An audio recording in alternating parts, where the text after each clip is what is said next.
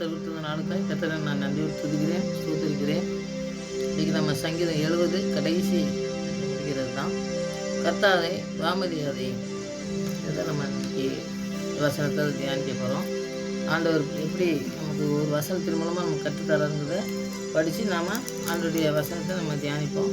ஆண்டவர் பெரிய காரியங்கள் செய்வார். நிற்கும் இப்போ நல்ல தகவலை எனக்கு நன்றி செலுத்துகிற சுவாமி. வசனங்களின் மூலம் நாங்கள் ஆண்டவரை படிக்க போகும்பொழுது அந்த வசனத்தின் மூலம் நீங்கள் எங்களுக்கு என்ன கற்றுத்தருவீங்களோ அதை கற்றுக்கொண்டு அதன்படி நாங்கள் செயலாற்ற அதை நடந்து செல்லவும் எங்களுக்கு நீங்கள் உதவி செய்யணுமா ஜெபிக்கிறோம் சுவாமி.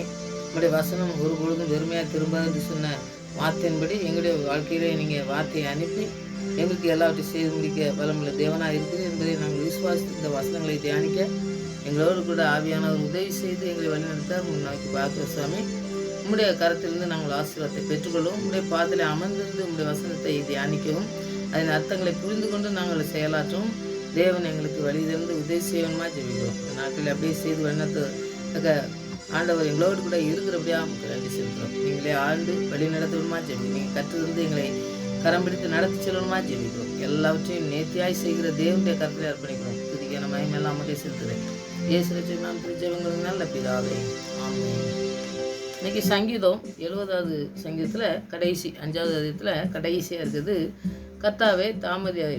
இது தாவீது எப்போவுமே பாருங்கள் ஆண்டவர்கிட்ட கேட்குறது, அப்புறம் பாருங்கள் கேள்விக்கு பதிலும் அவரே சொல்கிற மாதிரி அந்த மாதிரிலாம் நிறைய சங்கீதங்கள் இருக்குது.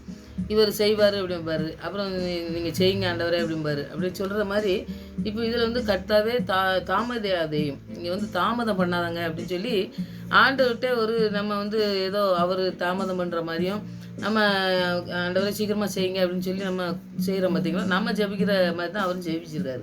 ஆனால் அப்படி ஜபிக்கிறது சரியா அப்படிங்கிறது தாமதியாதுன்னு சொல்லி நமக்கு கிடைக்காத ஒரு காரியங்களுக்காண்டி நம்ம ஆண்டவர் நோக்கி ஜெபிக்கும். அது இல்லை, தவறு கிடையாது. ஆனால் ஆண்டவர் எந்த இடத்துலையும் தாமதம் பண்ணுறது கிடையாது. ஏன்னா அவர் தாமதம் பண்ணுறாருன்னா ஏதோ ஒரு காரணம் இருக்கும். நமக்கு ஒரு காரியத்தை நம்ம ஜெபிக்கும், அது நிறைய நாள் அப்படியே கடந்து போகும்பொழுது அதுக்காண்டி அது செய்யாமல் இருக்க மாட்டார். அது கண்டிப்பாக நமக்கு சொன்னது ஆண்டவர் செய்யக்கூடிய ஆண்டவர் தான். அவர் தாமதம் பண்ணுறாருன்னா ஏதோ ஒரு காரியங்களை அது சரியான நேரத்தில் அந்த மாதிரி செய்யக்கூடிய காரியங்களை நம்ம நிறையா நம்முடைய வாழ்க்கையில் அனுபவிச்சிருப்போம். அந்த மாதிரி தான் ஆண்டவர் செய்வார். எதையுமே தாமதம் பண்ணி அதை மனுஷன் பாருங்கள், ஏதோ ஒன்று உதவி செய்ய கேட்டிருந்தோம்னாக்கி அவன் தாமதம் பண்ணுவான். ஏன்னா பணம் தரதுக்காக இருக்கலாம், இல்லாட்டா உதவி செய்கிறதுக்காக அதை தாமதம் பண்ணுவான். ஆனால் ஏதாவது ஒரு சாக்கு போக்கு சொல்லுவோம். பார்த்திங்கன்னா அப்படிலாம் ஆண்டவர் சொல்கிறது கிடையாது. அவர் சரியான நேரத்தில் சரியான பாதையில் நம்மளை கொண்டு செல்கிற நல்ல தகப்பனாக இருக்காரு. அதனால ஆண்டவர் தாமதிக்கிறது அவர் நல்லது, நமக்கு ஏதோ ஒரு காரியங்களை செய்கிறதுக்காண்டி தான் தாமதிப்பார் வெளியே. அந்த தாமதம் நம்மளுடைய வாழ்க்கையில் ஏதோ இழந்து போகக்கூடிய காரியங்களை நமக்கு செய்ய மாட்டார் ஆண்டவர் அப்படிங்கிறத நாம் தியானிக்கலாம். இப்போ ஏசாயா 46:13 நீங்கள் படித்து பார்த்தீங்கன்னாக்கி அந்த ஒரு வசனம் இருக்குது பாருங்கள். என் நீதியை சமீபிக்க பண்ணுகிறேன், அது தூரமாக இருப்பதில்லை, என் ரட்சிப்பு தாமதிப்பதும் இல்லை. இப்போ ஆண்டவர் பாருங்கள், இந்த ரட்சிப்பை நமக்கு இலவசமாக தந்திருக்காரு. நம்ம நிறைய படிச்சிருக்கோம். அப்போ ரட்சிப்பை தரதுக்கு அவர் தாமதிப்பதே இல்லைன்னம்னா நம்ம இப்போ ஏதோ நம்ம உதவி செய்கிறதுக்கு என் ஆண்டவரை தாமதிக்கிங்க அப்படின்னு சொல்லி நம்ம கேட்குறது அது சரியா அப்படிங்கிறத நீங்கள் ஜெபத்தோட கூட அந்த வசனங்களை தியானிங்க, உங்களோட ஆண்டவர் பேசுவார். ஏன்னா தாமதிப்பெல்லாம் ரட்சிப்பு தாமதிப்பேன்னா ரட்சிப்பையே நமக்கு தந்திருக்கிற ஆண்டவர் மற்ற காரியங்களெல்லாம் எல்லாம் செய்வார்ல அப்படிங்கக்கூடிய ஒரு விசுவாசம் வரணும். அப்படிங்கக்கூடிய காரியங்களில் நாம் இருப்போம். அந்த ரட்சிப்பை அவர் தாமதிக்காமல் தரதுனால எல்லாவற்றையும் செய்ய அவர் நல்ல தகப்பனாக இருக்கார். நான் அந்த வசனத்துலேருந்து இன்னொரு வசனங்களை நான் எடுத்து அதில் நான் சொல்லித்தரும்போது நீங்கள் பழைய ஏற்பாடு புதிய ஏற்பாடு ரெண்டையும் நீங்கள் கலந்து படிக்கும் பொழுது அதில் நிறைய காரியங்களை நீங்கள் கற்றுக்கொள்ளலாம். அதுதான் நான் இன்றைக்கி இந்த இடத்துல இந்த சொல்லதுக்கு நான் வேதத்துலேருந்து சொல்கிறேன். ரட்சிப்புங்கிறது இந்த அப்போஸ்தலர் 4:12 நீங்கள் படித்து பார்த்தீங்கன்னாக்கி அவரால் அன்றி வேறொருவராலும் ரட்சிப்பு இல்லை, ரட்சிக்கப்படும்படிக்கு வானத்தின் கீழங்கும் மனுஷருக்குள்ளே அவருடைய நாமமே அல்லாமல் வேறொரு நாமம் கட்டளையிடப்படவும் இல்லை என்றார். இப்போ ஆண்டருடைய நாமத்தை தவிர வேறு ரட்சிப்பு நமக்கு கிடையாதுன்னு சொல்லி நம்ம பார்க்கோம். அவர் மாத்திரம்தான் நம்மளை ரட்சிக்க முடியும். அப்போ ரட்சிப்பை கொடுக்குற ஆண்டவர் தாமதிப்பு இல்லைங்காரு. அப்போ அந்த ரட்சிப்பை தான் நம்ம பெற்றுக்கொள்ளணும்னாக்கி நம்முடைய வாழ்க்கையில் பாருங்கள் மிக முக்கியமான தேவை வந்து ரட்சிப்பு. ரட்சிப்பு இல்லாமல் ஆண்டவர் ரட்சிப்பை பெறாமல் நம்ம எதுவுமே செய்யவே முடியாது. ஆண்டவருக்கு பிரியமான காரியங்களை நம்ம நடத்தவும் முடியாது. அதனால் அந்த ரட்சிப்பை வந்து பெற்றுக்கொள்ளணும். அந்த ரட்சிப்பை பெற்றுக்கொள்ளணும்னு நம்முடைய வாழ்க்கையில் வந்து முதலாவது தேவை அப்படின்னு நான் சொன்னேன். அதில் வந்து என்னென்னா பாவத்திலேருந்து நமக்கு விடுதலை கிடைக்குது. இந்த ரட்சிப்பு பெற்றுக்கொள்ளும் பொழுது பாவத்திலேருந்தோம், அடுத்தது ஆண்டவர் கொடுக்குற அந்த தேவ கோவாக்குனை வருது பார்த்திங்களா, அதுலேருந்து நமக்கு விடுதலை தர்றதுக்கு தான் அந்த ரட்சிப்பை பெற்றுக்கொள்ளணும்னு சொல்லி நம்ம வந்து இந்த வசனங்களெல்லாம் நம்ம தியானிக்கும் பொழுது நம்ம ஆண்டவராக இயேசு கிறிஸ்து அவரை தவிர நமக்கு யாரும் இந்த ரட்சிப்பை தர முடியாது. அவர் தான் வந்து நியாயாதிபதியாக வரப்போகிறாரு. நீதி உள்ள நியாயாதிபதி அவர் தான், நியாயம் தீர்க்க வரப்போகிறாரு அப்படின்னு சொல்லி அவர் தான் ரட்சித்து நம்மளை வந்து அவருடைய பிள்ளையாக மாற்றிருக்காரு. இந்த ரெண்டுமே வந்து அவர் தான் செய்ய முடியுங்கிறத நம்ம உறுதியாக நம்பி தான் அந்த வசனங்களை செய்ய நற்செய்தியை நம்ம மற்றவங்களுக்கு சொல்லும் பொழுது அதுதான் முக்கியமானது, ரட்சிப்பை பெற்றுக்கொள்ளணும் அப்படிங்கிறது. அந்த நற்செய்தியில் ரட்சிப்பை பெற்றுக்கொள்ளும் பொழுது தான் நமக்கு வந்து அந்த வார்த்தையின் மேன்மை வந்து நம்ம என்னென்னு நமக்கு கற்றுக்கொள்ள முடியும். ஏன்னா வந்து வார்த்தைக்கு வந்து ரொம்ப உயிர் உண்டு. அந்த உயிருள்ள வார்த்தைகளை நம்ம படிக்கும் பொழுது அந்த வார்த்தையில் நமக்கு என்ன கிடைக்குது அப்படிங்கிறத நம்ம பெற்றுக்கொண்டு மற்றவங்களுக்கு சொல்லும் பொழுது அந்த நற்செய்தியின் மூலமாக அநேகரை ஆசீர்வாதமாக அவங்கள மாற்ற முடியும். ஆண்டவருடைய வசனம் அதை நம்ம ஜெபத்தோட கூட நம்ம வாசித்தோம்னாக்கி அதனால மற்றவங்களுக்கு நன்மையை நம்ம ஆண்டவர்கிட்ட வந்து பெற்றுக்கொள்ள அவங்களுக்கு உதவி செய்யணும். அதை நான் செய்ததுக்கு தான் அந்த வார்த்தைகளை நம்ம படிக்கும். இப்போ வந்து ரட்சிப்பு ரொம்ப முக்கியமானது அப்படின்னு சொல்லி நம்ம படித்தோம். இப்போ பார்த்திங்கன்னா எசேக்கியேல் 12 25 28 வரைக்கும் பார்த்திங்கன்னாக்கி 25வது வசனத்தை பார்த்திங்கன்னா, நான் கர்த்தர், நான் சொல்வேன், நான் சொல்லும் வார்த்தை நிறைவேறும், இனி தாமதியாது. இப்போ தாமதியாதுன்னா என்ன சொல்கிறாருன்னு பாருங்கள். அவருடைய வார்த்தை வந்து எப்போவுமே தாமதமே செய்யாது அப்படின்னு சொல்லி சொல்கிறாரு. அப்போ தாமதமாகுதே அப்படின்னு சொல்லி நம்முடைய வாழ்க்கையில் கேட்கும் பொழுது அவர் சொல்கிறது, என்னுடைய வார்த்தை, நான் வார்த்தையை உனக்கு சொல்லியிருக்கேன். நம்மளோட கூட பேசுவார். நமக்கு நிறைய பேர் பாருங்கள் ஜெபிக்கும் பொழுது என்னோட வசனத்தின் மூலமாக பேசினார் ஆண்டவன்லாம் சொல்கிறாங்க பார்த்தீங்களா. அந்த மாதிரி நம்மளோட கூட பேசும்பொழுது அந்த வார்த்தை வந்து அவர் நிறைவேற்றக்கூடிய நல்ல தகப்பன். வார்த்தையின் மூலமாக அவர் வந்து நம்மளோட பேசி நம்மளை வந்து சரி செய்யக்கூடிய காரியங்களை செய்து நம்மளை நடத்துவார். அப்போ அதில் தான் மற்ற 24-35வது வசனத்தை நீங்கள் படித்து பார்த்தீங்கன்னா, வானம் பூமி ஒளிந்து போகும், என் வார்த்தைகளோ ஒருபொழுதும் ஒளிந்தே போகாதுன்னு. அப்போ வார்த்தையில் அவ்வளோ வல்லமை இருக்குது. அப்போ அவருடைய வசனத்தை நம்ம தியானிக்கும் பொழுது இது ஜீவனுள்ள வார்த்தை, இது வந்து எப்பவுமே பொய் சொல்லாது, இது வந்து தாமதியாது, இது வந்து எப்படியும் நமக்கு செய்தே முடிப்பார் அப்படின்னு சொல்லி நம்ம அந்த விசுவாசத்தை வந்து பலப்படுத்துறதுக்கு தான் இந்த வசனங்களை நம்ம தியானிக்கணும். நமக்கு கொஞ்சம் ஒரு வேதனை வரும்போது, ஒரு பாடுகள் வரும்பொழுது நம்ம பார்த்திங்கன்னா கொஞ்சம் வழி விலக்கு போகக்கூடிய வார்த்தை ஆண்டவர் நம்மளோட கூட பேசியிருப்பார். நான் எல்லாத்தையும் செய்து முடிப்பேன்னு சொல்லியிருப்பார். ஆனாலும் நமக்கு இந்த நம்ம வாழ்க்கையில் நடக்கக்கூடிய காரியங்களை பார்க்கும்பொழுது பார்த்திங்கன்னா எல்லாம் நிறைவேறாது போல்கே அப்படின்னு சொல்லி நமக்கு ஒரு சந்தேகம் வரும் பார்த்திங்களா. அந்த விசுவாச குறைவு அப்படி வரும்பொழுது ஆண்டோடைய வார்த்தையை தான் நம்ம பிடிச்சிக்கணும். அந்த வார்த்தை தான் ஒரு நாளும் மாறாது, ஒழிந்து போகாதுன்னு சொல்லியிருக்காரு பாருங்க. அந்த வசனத்தை நம்ம தியானிக்கணும். அந்த வசனங்கள் தியானிக்கும் பொழுது தான் பார்த்திங்கன்னா நம்மளோட கூட ஆண்டவர் பேசுகிறத நம்ம உணர முடியும். அதே எசேக்கியேல் 12 28வது வசனத்தை பார்த்திங்கன்னா, ஆகையால் என் வார்த்தைகளில் உண்டாகியும் இனி தாமதிப்பதில்லை என்று கர்த்தராய் ஆண்டவர் உரைக்கிறார், நான் சொன்ன வார்த்தை நிறைவேறும் என்று கர்த்தராய் ஆண்டவர் உரைக்கிறார் என்று அவர்களோட சொல்லுறார். அந்த இஸ்ரேல் மக்களோட பேச சொல்லி எரேமியா தீர்க்கதரிசி தான் பேசுகிறாரு. அப்போ அவர் வந்து எப்படி வார்த்தையின் மூலமாக நம்மளோடு கூட பேசி நம்மளை நடத்தக்கூடிய நல்ல தகப்பன். அவர் வந்து தாமதிப்பதே கிடையாது, எல்லாவற்றையும் செய்து முடிக்கிறவர். இஸ்ரேல் மக்களுக்கு சொன்னதை எல்லாத்தையும் செய்கிற மாதிரி நமக்கும் என்ன சொல்லியிருக்காரோ அதை வந்து செய்வார். அது தாமதிக்கிற மாதிரி இருக்கிறத பார்த்து நம்ம அவிசுவாசத்தோடு இருந்துடாமல் அந்த விசுவாசத்தில் பலப்பட நம்ம வந்து இன்னும் அதிகமாக ஆண்டவரோட கூட ஜெபிக்கிற பிள்ளைங்களா நம்ம இருக்கணும் அப்படிங்கிறது தான் நம்ம வந்து இந்த இடத்துல தியானிக்கலாம். இப்போ அடுத்து வந்து ஆபகுக்கில் நீங்கள் படித்து பார்த்தீங்கன்னாக்கி இந்த பழைய ஏற்பாட்டில் நீங்கள் பார்த்தீங்கன்னாக்கி நிறைய தீர்க்கதரிசிகளை நீங்கள் படிங்க. தீர்க்கதரிசிகளை படிக்கும்பொழுது நமக்கு நிறைய காரியங்கள் நமக்கு கற்றுக்கலாம். நிறையா வசனங்கள்லாம் பாருங்கள், நமக்கு தியானிக்கும் பொழுது ஆண்டவர் நம்மளோட கூட பேசுகிறத நம்ம உணர முடியும். அப்போ வசனங்கள்லாம் பார்த்திங்கன்னாக்கி சின்ன தீர்க்கதரிசிகள்லாம் நிறைய வந்து அறிவுரைகளை சொல்லுவாங்க, நிறைய வந்து எச்சரிப்பின் சத்தத்தை கொடுப்பாங்க. அதை நிறைய படிக்கும்பொழுது நமக்கு நிறையா காரியங்களை நம்ம ஆண்டோடைய வார்த்தையின் மூலமாக நமக்கு பேசுகிறத நம்ம உணர முடியும். ஆபகுக்கு 2-3வது வசனத்தை நீங்கள் பார்த்தீங்கன்னாக்கி, குறித்த காலத்துக்கு தரிசனம் இன்னும் வைக்கப்பட்டிருக்குது, முடிவிலே அது விளங்கும், அது பொய் சொல்லாது, அது தாமதித்தாலும் அதற்கு காத்திரு, அது நிச்சயமாய் வரும், அது தாமதிப்பதில்லை. இப்போது தரிசனம் கொடுக்காரு ஆண்டவர் வந்து பவுலுக்கு தரிசனம் கொடுக்காரு. இந்த மாதிரி நம்மளோட கூட தரிசனத்தின் மூலமாக நம்மளோட பேசியிருந்தாருன்னா பாருங்கள், அது வந்து தாமதிக்குதுன்னு சொல்லி நம்ம ஒரு நேரத்தில் நம்ம கலக்கம் வருது பார்த்தீங்களா, அது வந்து அதுக்கு காத்திருக்கணுங்காரு. அப்போ காத்திருக்க வந்து இதயத்தை இழைக்க பண்ணும் அப்படின்னு சொல்லி நம்ம விரும்புகிறது வரும்போதோ ஜீவ விருட்சம் போல் இருக்குன்னு வசனத்தில் படிக்கிற மாதிரி நமக்கு வந்து நம்ம நினச்சது நடக்கும்பொழுது நமக்கு அது சந்தோஷமாக இருக்கும். ஆனால் கொஞ்சம் தாமதிக்கும் போது ஆண்டவர் செய்வாரா செய்ய மாட்டாரா அப்படிங்கிறக்கூடிய காரியங்கள் வரும் பார்த்தீங்களா, அந்த காரியங்களில் நம்ம இந்த சந்தேகம் இல்லாமல் நம்ம ஆண்டோடைய வார்த்தையில் நம்ம பலத்தை துருவோம். அவர் வந்து நம்ம கரத்தினால் தாங்கக்கூடிய நல்ல தகப்பன்னு சொல்லி நம்ம வந்து அந்த வசனத்தில் இன்னும் அதிகமாக காத்திருக்கக்கூடிய ஒரு தகப்பன் நம்மளை வச்சுருக்காரு. இந்த தரிசனத்தை தந்திருக்காரு, அதை நிறைவேற்றுவாருன்னு சொல்லி நம்ம காத்திருக்கிறதுக்கு நம்ம வந்து அர்ப்பணிக்கிற பிள்ளைங்களாக இருக்கணும். நம்முடைய வாழ்க்கையில் ஆண்டவரை தரிசிக்கணும்.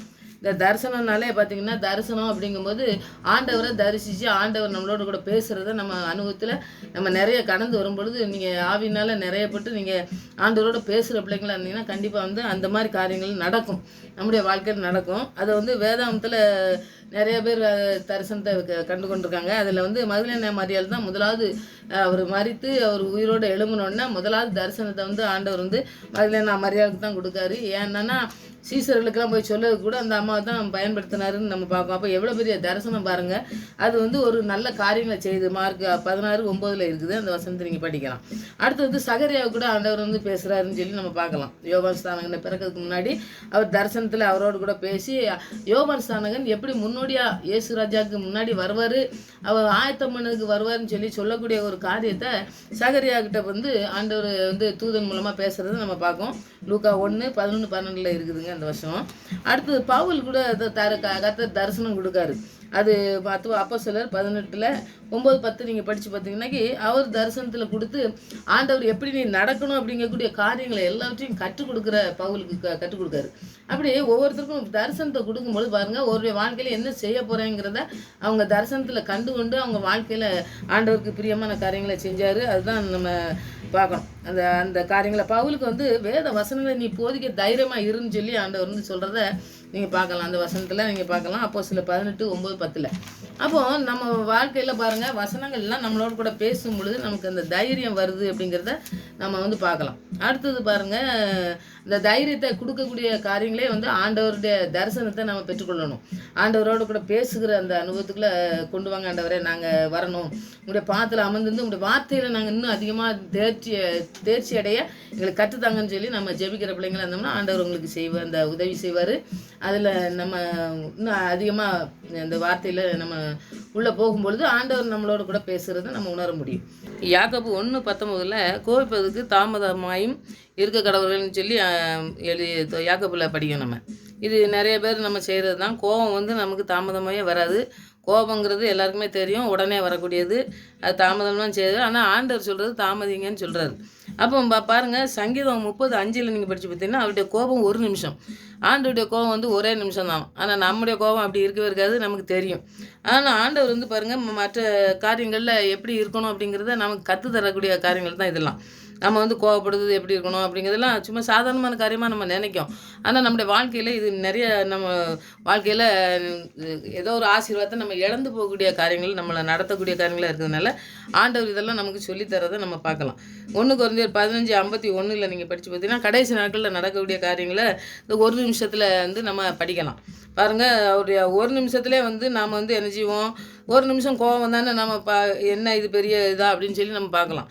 ஆனால் இல்லை, 1 நிமிஷம் ஒரு இமைப்பொழுதில் 1 நிமிஷத்துலே ஒரு இமைப்பொழுதில் நம்ம மறுரூபமாகவும் எக்காலம் தொனிக்கும் பொழுது கடைசி நாட்களில் நிறைவேறத இந்த இடத்துல நம்ம படிக்கலாம். பாருங்க, உயிரோடு இருந்தாலும் நம்ம மரித்து போயிருந்தாலும் நம்ம எக்காலம் ஊதும்போது நம்ம மறுரூபமாக்கக்கூடிய காரியங்களை அவர் ஒரு இமைப்பொழுதில் செய்வாராம். ஒரு 3 நிமிஷத்துலே ஒரு இமைப்பொழுதிலே மறுரூபம் ஆகும்னு சொல்லி நம்ம படிக்கலாம். அப்போது நம்முடைய வாழ்க்கையில் ஆண்டவர் வந்து என்ன செய்கிறாரு பாருங்கள், அந்த கோபத்தில் கூட இவ்வளோ காரியங்கள் இருக்குதா. அப்போ ஆண்டவருடைய அந்த காரியங்களை நம்ம படிக்கும் பொழுது எப்படி இருக்கணும் அப்படிங்கக்கூடிய காரியங்களை நம்முடைய வாழ்க்கையில் நம்ம தெரிஞ்சுக்கிட்டு அதில் வந்து நம்ம திருத்தக்கூடிய காரியங்களை திருத்தி நம்மளை நடத்துறதுக்கு ஆண்டவரே நீங்கள் உதவி செய்யுங்கன்னு சொல்லி நம்ம பார்க்கலாம். அடுத்தது நம்ம ஜெபத்தோடு கூட அதை அர்ப்பணிப்போம், ஆண்டவர் பெரிய காரியங்களை செய்வார். 2 பேதுரு 3:9 பார்த்திங்கன்னா அதில் நீங்கள் நிறையா படிச்சிருந்தோம்னா தெரியும். அவர் தாமதிக்கிறார் என்று சிலர் எண்ணுகிறபடி கர்த்தர் தமது வாக்கு தத்துவத்தை குறித்து தாமதிக்கவில்லை. ஒருவரும் கெட்டு போகாமல் எல்லோரும் மனம் திரும்பி அவர் மனம் திரும்பதுக்காண்டி தான் நீடிய பொறுமையோடு பொறுமை உள்ளவராக இருக்கார். ஏன்னா வந்து பாருங்கள், அவர் வந்து மனம் திரும்புவதற்காண்டி தான் எல்லாரும் வந்து தாமதிக்காருன்னா நிறைய பேர் நம்ம சொல்கிறதே கேட்கலாம். ஏன்னா வந்து நம்ம சின்ன பிள்ளைகளாக இருக்கும்போதே நிறைய பேர் இயேசு வருகிறாருன்னு நிறைய பேர் சொல்கிறத நம்ம பார்த்துருக்கோம். ஆனால் இயேசு இவ்வளோ நாள் ஆச்சுது, 2024 வந்தாச்சு, இன்னும் வரலையே, ஏன் இப்படி வருதுன்னு சொல்லிட்டு இருக்காங்களே அப்படின்னு சொல்லி சிலர் வந்து சொல்கிறாங்க. ஆனால் வந்து பாருங்கள், தாமதிக்கிறார் என்று சொல்லி அவர் வந்து எப்படி வந்து வாக்குத்தத்தம் பண்ணியிருக்காரு, அதில் குறித்து அதுக்காண்டி நம்ம தாமதிக்கலை. யாரும் கெட்டு போகக்கூடாது, ஒருவரும் கெட்டு போகாமல் எல்லாரும் ஆண்டவருடைய ராஜ்யத்துக்கு வரணும் அப்படிங்கிறதுனால நீடிய பொறுமையோடு இருக்காருன்னு சொல்லி நம்ம படிக்கலாம். அப்போ மனம் திரும்புதல் வந்து ரொம்ப முக்கியமானதுங்க வாழ்க்கையில். நம்ம முதல்ல ரட்சிப்பை பற்றி படித்த முடியுங்க பார்த்தீங்களா, அதுவும் ரட்சிப்பும் மனம் திரும்புதல் இதெல்லாம் ரொம்ப முக்கியமானது வாழ்க்கையில். இந்த மனம் திரும்புதல் பாருங்கள், முதலாவது நம்ம மனம் திரும்புதல்ங்கிறதே வேத வசனத்தை எடுத்த உடனே நம்ம சுவிசேஷத்தில் எடுத்து பார்த்தோம்னாக்கி மனம் திரும்புதலை பற்றி தான் முதலாவது பிரசங்கமே. இப்போ யோவான் சாரணங்கன் பாருங்கள், முதல் பிரசங்கமே என்ன செய்தாருன்னா மனம் திரும்புங்கள் தான் சொல்லி அவர் பிரசங்கம் பண்ணுறதை நம்ம பார்க்கலாம். இயேசு கிறிஸ்து அவரும் மனம் திரும்புதலை பற்றி தான் பேசுகிறார். ஃபஸ்ட்டு வந்தவுடனே அந்த மாதிரி பேசுகிறாருன்னு நம்ம பார்க்கலாம். யோவான் சாரணங்கன் சொல்கிறது மத்தேயு 3:2 இருக்குதுங்க. இயேசு கிறிஸ்து சொல்கிறது 4:17 இருக்குது. அவர் பரலோக ராஜ்யம் சமீபத்திருக்குது, அவர் வந்து பரலோக ராஜ்யம் சமீபமாக இருந்திருக்குது, அதனால நீங்கள் வா அப்படின்னு சொல்லி கூப்பிட்டுதை நம்ம பார்க்கலாம். அப்போ அடுத்தது வந்து பாருங்கள், ஆண்டவர் வந்து ஒன்றை மட்டும் சொல்லிவிட்டு அப்படியே விட்டுறது கிடையாது. அவர் வந்து பாவிகளை மனம் திரும்புவதற்காக வந்தேன்னா, பாவிகளை மனம் திரும்புவதற்கு தான் நான் வந்திருக்கேன். அதனால் நான் வந்து என்ன செஞ்சுருக்கேன், ஆண்டவரை மனம் திரும்புதலுக்கு மாத்திரம் இல்லை, அவங்கள மனம் திரும்பி அவங்க வந்து பரலோக ராஜ்யத்துக்கு பங்குள்ள பிள்ளைங்களா வரணும் அப்படிங்கிறது. ரெண்டாவது பார்த்திங்கன்னாக்கி பிள்ளைகளை போல் மாற்றணும் அப்படின்னு சொல்லி வராது.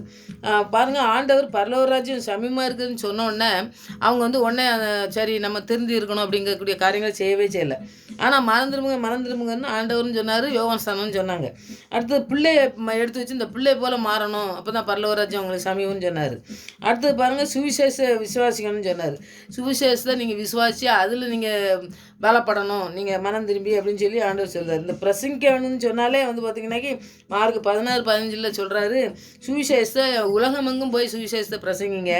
அந்த பிரசங்கம் தான் அந்த வார்த்தை தான் உங்களை மனம் திரும்புறதுக்கு கொண்டு போகும் அப்படின்னு சொல்லி நம்ம பார்க்கலாம். அப்போ வாழ்க்கையில் எல்லாமே வார்த்தைகள் தான் முக்கியமானது.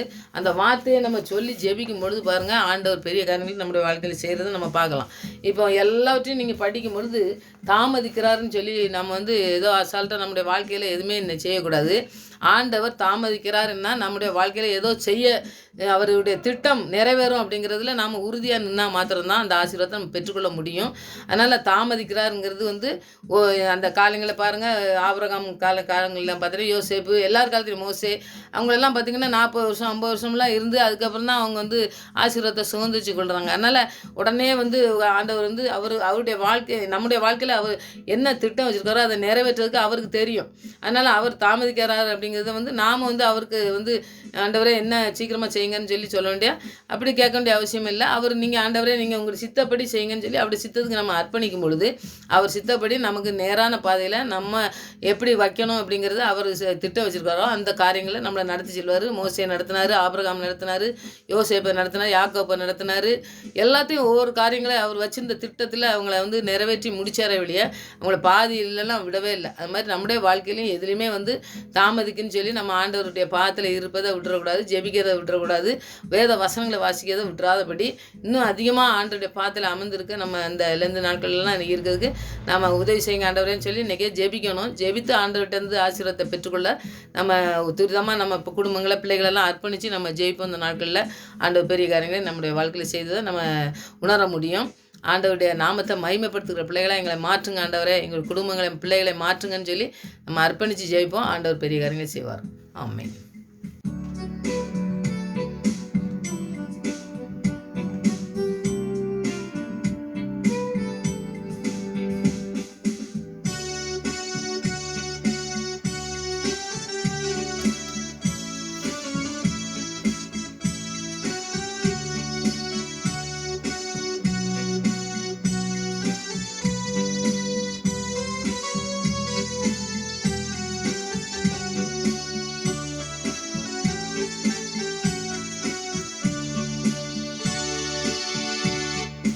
உலகோர் உன்னை பகைத்தாலும் உண்மையாய் அன்பு கூறுவாயாக.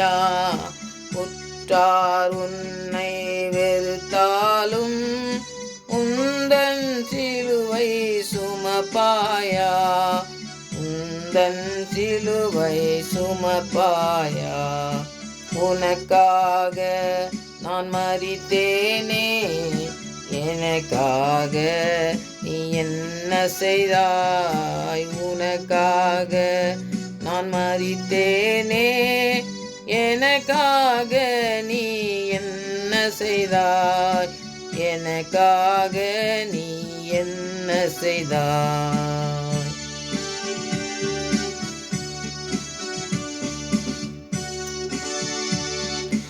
உலக மேன்மை அர்த்தமென்றும் உலக ஆஸ்தி குப்பையென்றும் உள்ளத்தினின்று கூறுவாயா. ஊழியம் செய்ய வருவாயா, ஊழியம் செய்ய வருவாயா. உனக்காக நான் மரித்தேனே, எனக்காக நீ என்ன செய்தாய். உனக்காக நான் மரித்தேனே, எனக்காக நீ என்ன செய்தாய். எனக்காக நீ என்ன செய்தாய்.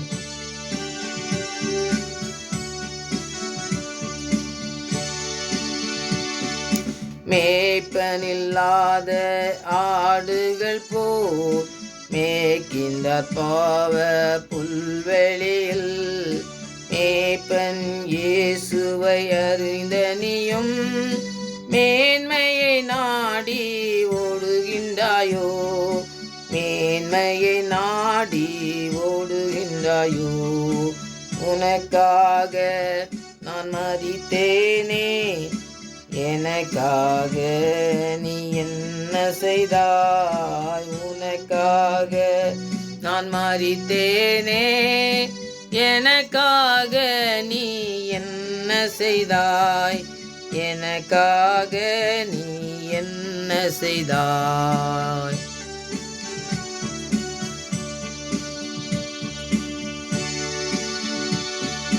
இயேசு என்றால் என்ன விலை என்றே கேட்டிடும் எத்தனை பிள்ளைகள் அப்பம் கேட்கின்றன. ஜீவ அப்பம் கொடுப்பாயா, ஜீவ அப்பம் கொடுப்பாயா. உனக்காக நான் மரித்தேனே, எனக்காக நீ என்ன செய்தாய். உனக்காக நான் மரித்தேனே, எனக்காக நீ என்ன செய்தாய். எனக்காக நீ என்ன செய்தாய்.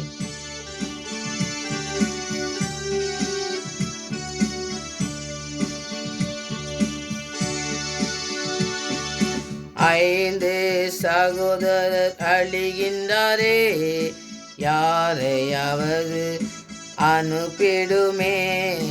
யாரை நாம் அனுப்பிடுவே, யார்தான் போவார் எனக்காக.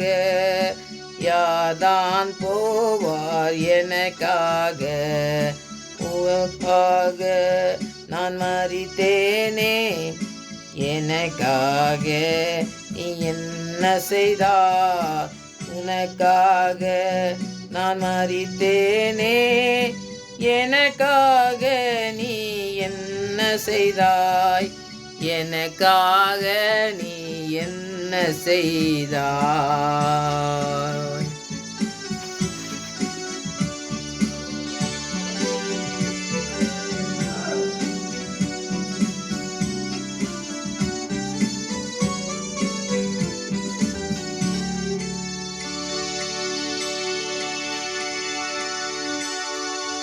ஜெபம். வனாந்திர யாத்திரையில் களைத்து நான் சோர்ந்து போகும் நேரங்களில், வனாந்திர யாத்திரையில் களைத்து நான் சோர்ந்து போகும் நேரங்களில் நேசரின் சத்தம் என்னிடம் கேட்டிடும், என் வாழ்வு செழித்திடுமே. நேசரின் சத்தம் என்னில் கேட்டிடும், என் வாழ்வு செழித்திடுமே. வனாந்திர யாத்திரையில் களைத்து நான் சோர்ந்து போகும் நேரங்களில், வனாந்திர யாத்திரையில் களைத்து நான் சோர்ந்து போகும் நேரங்களில். நல்ல தகப்பனே, நமக்கு நன்றி செலுத்துகிறோம் சுவாமி. நாங்கள் சோர்ந்து போகிற வேளையில் எங்களை வார்த்தையின் மூலமாக எங்களோடு கூட பேசுகிற நல்ல தகப்பனே, நமக்கு நன்றி செலுத்துகிறோம் சுவாமி. எங்களுக்கு எதிராக வருகிற எல்லா திட்டங்களையும் அதமாக்கி எங்களை எந்த இடத்துல நீ நிறுத்த வேண்டும் என்று வைத்திருக்கீங்களோ அந்த காரியங்களை செய்து முடிக்க தாமதம் செய்யாதபடி எங்களை நடத்துகிற தேவனாக இருக்கீங்க. நன்றி செலுத்துகிறோம். ரட்சிப்பின் அனுபவத்தை பெற்றுக்கொண்டு மனம் திரும்புதலை பெற்றுக்கொண்டு ஒரு ராஜ்யத்துக்கு பங்குள்ள பிள்ளைகளாக அநேகரை மாற்றுவதற்காக எங்களை வைத்திருக்கும் பொழுது பிசாசனம் எங்களுக்கு எதிராக வருகிற எல்லாமான சதி திட்டங்களுக்கும் எங்களை முற்றிலுமாய் மாற்றி எங்களை வழிநடத்த எங்களுடைய வாழ்க்கையை முற்றிலுமாய் அர்ப்பணிக்கும் பொழுது இங்கே அற்புதமாய் நடச்சலுமா ஜெபிக்கிறோம் சுவாமி. கேட்குற பிள்ளைகளுக்கும் அப்படியே நீ செய்ய வேண்டுமா ஜெபிக்கிற ஆண்டவரே. எப்படிப்பட்ட சூழ்நிலையாக இருந்தாலும் சூழ்நிலையை மாற்றுகிற தேவன் நீங்கள் கூட இருக்கிறபடி நான் நன்றி செலுத்துகிறோம். அக்கினி சூளையிலே இருந்து தூக்கி எடுத்த தேவன், சிங்கத்தின் வாயிலிருந்து தப்பிவித்த தேவன் எங்களோடு கூட இருக்கிறேன் என்ப அந்த விசுவாசத்தில் நாங்கள் பலப்பட்டு முழுவதுமாய் நாங்கள் அர்ப்பணித்து ஜெபித்து ஆண்டவருடைய ஆசீர்வாதத்தை சுதந்தித்துக் கொள்கிற பிள்ளைகளை காணப்பட தேவன் இந்த நாட்களிலே வழிநடத்த வேண்டுமா ஜெபிக்கிறோம் சுவாமி. எங்களுடைய வாழ்க்கையிலே தாமதமாக இருக்கிற எல்லா காரியங்களையும் ஆண்டவரை நீங்கள் நேர்த்தியாக செய்து முடிக்கிறவர் என்பதை நாங்கள் உணர்ந்து கொண்டு அதிலே நாங்கள் காத்திருக்கத்தக்கதான் எங்களுக்கு கிருபை ஜெபிக்கிறோம். ஆவியானவர் எங்களுக்கு உதவி செய்கிற அந்த காரியங்களே நாங்கள் நிலைத்து நிற்க எங்களை முழுவதுமாய் அர்ப்பணிக்கிறோம். பொறுப்படுத்திக் மீதான பிரசனம் எங்களை தாங்கி வழிநடத்தமாக ஜெபிக்கிறோம். எதிராக வருகிற எல்லாத்துக்கும் நீங்கள் எங்களை மீட்டு எடுத்து எங்களை இந்த நாள் வரை நடத்தினவர் இன்னமும் நடத்துபவருக்காக நன்றி செலுத்துகிறோம். உடைய நாமத்தை மாத்திரம் உயிர்த்துக்கிற பிள்ளைகளை நாங்கள் காணப்பட கிருபை செய்யுங்க. அப்படி நடத்துபவருக்காக நன்றி செலுத்துகிறோம். உடைய கருத்திலே அர்ப்பணிக்கிறோம். பொறுப்படுத்திக்கணும். மீதான பிரசனம் மாத்திரம் எங்களை தாங்கி வழிநடத்தமாக ஜெபிக்கிறோம். என்னுடைய ஜபத்துக்கு பரிவர்த்தம்னா நன்றி, துதி, கன, மகிமை எல்லாம் மக்கள் சேர்த்துக்கிறேன். உங்கள் சமூகத்தில் வருமுறை எங்களை காத்து வளர்த்தமாக ஜெபிக்கிறேன். துதிக்கிறேன், ஸ்தோத்திரிக்கிறேன். துதிக்கிற மகிமை எல்லாம் மக்கள் சேர்த்துக்கிறேன். ஏசுரஜன் நாமத்தில் ஜெபங்களுங்க நல்ல பிதாவே, ஆமென்.